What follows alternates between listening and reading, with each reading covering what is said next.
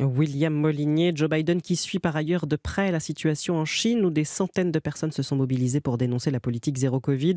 Hier, le porte-parole de la Maison-Blanche a déclaré que le gouvernement américain soutient le droit à manifester. Pendant ce temps, en France, le Sénat examine une nouvelle fois le projet de loi de financement de la sécurité sociale aujourd'hui. Avant un retour demain à l'Assemblée nationale pour une lecture définitive, la Première ministre pourrait avoir recours pour la 7e fois à l'article 49.3. Les députés qui planchent depuis hier sur une proposition de loi portée par la majorité présidentielle, elle vise à durcir les sanctions contre les squatteurs et à réduire la durée des procédures d'expulsion. Les Républicains et le Rassemblement national y semblent favorables. La gauche dénonce une criminalisation des mal logés.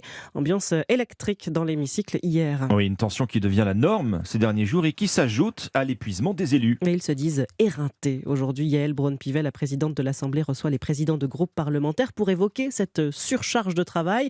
Pour le député Renaissance Éric Woerth, il faut vite trouver des solutions. La vérité, c'est que nous siégeons quasiment tous les soirs. Quand je dis soir, c'est jusqu'à minuit, dans des ambiances parfois un peu difficiles. Donc il faut retrouver un peu d'apaisement, trouver aussi d'autres règles de fonctionnement qui fassent qu'on puisse regarder les textes sérieusement. Ça veut dire aussi que le lundi et le vendredi sont des jours qui sont ouverts également à la discussion en séance publique, ce qui n'était pas le cas auparavant, ou très rarement, très rarement.